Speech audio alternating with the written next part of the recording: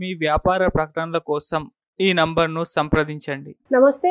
ప్రస్తుతం మనతో పాటు సీనియర్ జర్నలిస్ట్ దాము బాలాజీ ఉన్నారు. ఆయనతో మాట్లాడదాం. నమస్తే సార్. నమస్తే సార్, పతంజలి యాడ్స్ గురించి అందరికి తెలిసిందే. చాలా యాడ్స్ ఇస్తారు, కమర్షియల్ యాడ్స్.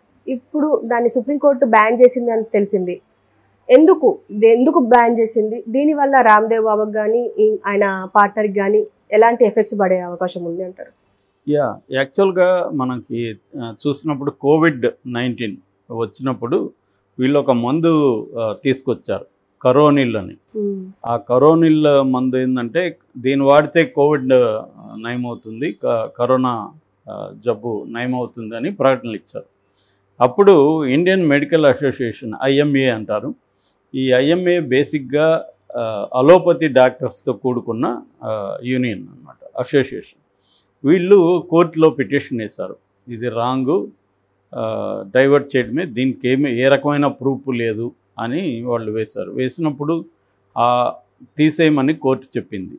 దాని తర్వాత వీళ్ళు కంప్లీట్గా ఈ మెడికల్ అసోసియేషన్ ఏం చేసిందంటే పతంజలి ప్రోడక్ట్స్కి సంబంధించి అన్ని అడ్వర్టైజ్మెంట్ని వాళ్ళు కంప్లీట్గా పరిశీలిస్తే అనేక అడ్వర్టైజ్మెంట్లలో తప్పుడుగా మిస్లీడింగ్ ఇన్ఫర్మేషన్ ఉండడం, తర్వాత పబ్లిక్ డీసెన్సీకి భంగం కలిగిస్తూ ఉండడం, ఫాల్స్ క్లెయిమ్స్ చేసుకోవడం, ఇలాంటివి కనిపించాయి. ముఖ్యంగా ఏంటంటే వాళ్ళ ఉత్పత్తులు వాడితే డయాబెటీస్ కంప్లీట్గా నయమైపోతుందని, ఆస్తమా కంప్లీట్గా నయమైపోతుందని, బ్లడ్ ప్రెషర్ ఇంకా ఉండదని, ఒబేసిటీ ఉండదని, అందరూ కూడా స్లిమ్ అయిపోతారని, ఇలాంటివి ఇస్తున్నారు అన్నమాట. దీని మీద సుప్రీంకోర్టుకి వెళ్ళారు. సుప్రీంకోర్టు లాస్ట్ ఇయర్ ఏం చెప్పిందంటే ఈ ప్రకటనలు ఆపేయండి, ఆపకపోతే ఒక్కొక్క ప్రకటనకి ఒక్కొక్క ₹1 కోటి కలెక్ట్ చేస్తాం మీ దగ్గర అని సీరియస్ వార్నింగ్ ఇచ్చింది. ఇచ్చినప్పటికి కూడా వీళ్ళు ఆపలేదు, కంటిన్యూ చేస్తున్నారు. దాంతో కోర్టు నిన్న చాలా సీరియస్ అయింది. దీంట్లో జస్టిస్ అమానుల్లా ఇంకొక జడ్జి ఇద్దరు కలిసి తీర్పిచ్చారు. వీళ్ళు ఏం చెప్పారంటే చాలా వ్యాఖ్యలు కూడా చేశారు. మీకు ఎంత గట్స్ ఉంది, సుప్రీంకోర్టు క్లియర్గా చెప్తే కూడా మీరు చేస్తున్నారు, you are the tempting the court అని వాడారు. అంటే మా కోర్టుని టెంప్ట్ చేస్తున్నారు, అంటే ఒక రకంగా రెచ్చగొడుతున్నారు కోర్టుని. సో ప్రభుత్వం కూడా కళ్ళు మూసుకుని ఉంది ఈ విషయంలోనే, ప్రభుత్వాన్ని కూడా సీరియస్గా చేశారు. సో కంప్లీట్గా టెంపరరీ బ్యాన్ ఇచ్చారు. వీళ్ళిద్దరికీ ఇప్పుడు నోటీసులు ఇచ్చారు. ఈ కోర్టు ధిక్కరణ కేసు కింద నోటీసులు వెళ్ళాయి. దానికి కానీ కరెక్ట్గా రెస్పాండ్ కాకపోతే అరెస్ట్ చేసే అవకాశం కూడా ఉందంటున్నారు. ముఖ్యంగా ఏంటంటే పతంజలికి CEO ఆయన ఆచార్య బాలకృష్ణ ప్లస్ బాబా రామ్దేవ్. మనం చాలాసార్లు ఆయన స్టోరీ మన ఛానల్లో చెప్పుకున్నాం. వాళ్ళిద్దరూ అసలు ఎలా ఎదిగారు ఏంటి, వాళ్ళ మీద ఉన్న వివాదాలు ఏంటి, ఇవన్నీ కూడా చెప్పుకున్నాం. ఎందుకంటే వాళ్ళు వివాదాలతోనే ఎదిగారు. ఈ ఆచార్య బాలకృష్ణ వీళ్ళిద్దరూ కూడా ఒక గురుకులంలో చదువుకున్నారు చిన్నప్పుడు. అప్పుడే వాళ్ళు మెల్లగా బయట నుంచి లేహ్యాలు తీసుకొచ్చి అమ్మడం, మార్కెటింగ్ చేయడం మొదలుపెట్టారు. బాలకృష్ణకి మార్కెటింగ్ నాలెడ్జ్ చాలా బాగుంది. ప్రోడక్ట్ని చూసుకోవడం, కంపెనీని ఎలా ఎస్టాబ్లిష్ చేయడం, అవన్నీ నాలెడ్జ్ ఉంది. ఈయనకేమో పబ్లిక్లో ఎవరికి, రామ్దేవ్ బాబాకి యోగా గురువు కాబట్టి ఆయన పబ్లిక్లో తన వస్తువులను మార్కెటింగ్ చేయడం ఇది. దీనివల్ల కొంతమంది ప్రాణాలు పోయినాయి. తర్వాత కొన్ని గ్రామాలకి పొల్యూషన్ ఏర్పడింది. తర్వాత పనిచేసే కార్మికులకి సరైన శాలరీలు ఇవ్వలేదని వాళ్ళు గొడవలు చేశారు. అట్లాగే అందులో జంతు అవశేషాలు వాడుతున్నారు ఆ ప్రోడక్ట్స్లోనే, ఆ విమర్శలు వచ్చాయి. ఇలాగా ఎప్పటి నుంచో వీళ్ళ మీద వివాదాలు ఉన్నాయి ఆ ప్రోడక్ట్స్ మీద. అయితే ఆ ప్రోడక్ట్స్ కొంతవరకు కొన్ని రకాల ప్రోడక్ట్స్ బాగా పనిచేస్తాయని కూడా ఉంది. అది ఇప్పుడు ఏమైపోయిందంటే సందుకు కూడా వాళ్ళ బ్రాంచెస్, తర్వాత అవుట్లెట్స్ వచ్చేసాయి. అయితే దీన్ని అనేక చట్టాలు ఉన్నాయి మన దేశంలో, కంపెనీలకు సంబంధించి కానీ, అడ్వర్టైజింగ్కి సంబంధించి కానీ. ప్రధానంగా దాదాపు ఒక 9 రకాల చట్టాలు ఉన్నాయి. బేసిక్గా ఏంటంటే ASCI అంటారు, advertising standard council of India.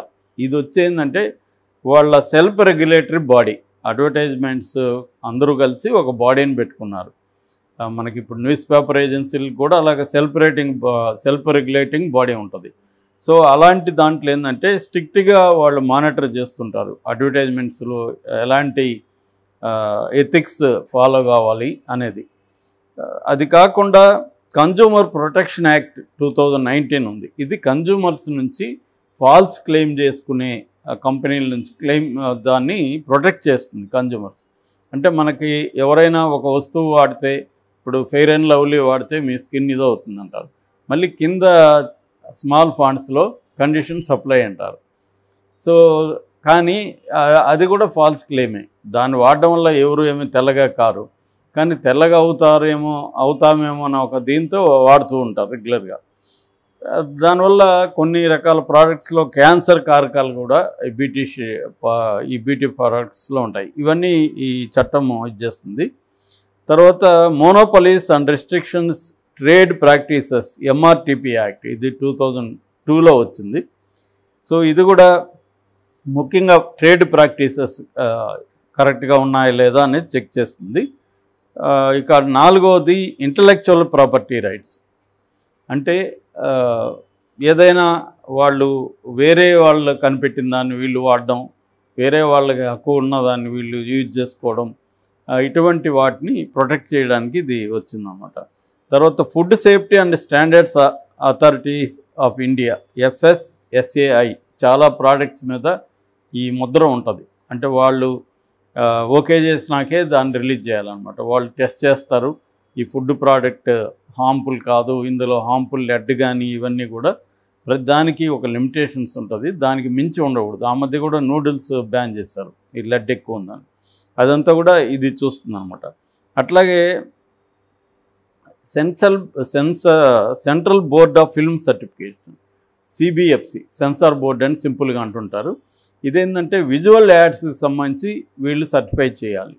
వీళ్ళకి ఏంటంటే సినిమాటోగ్రఫీ యాక్ట్ 1952 ఉంది, ఆ యాక్ట్ కింద వీళ్ళు దీన్ని పరిశీలిస్తారన్నమాట.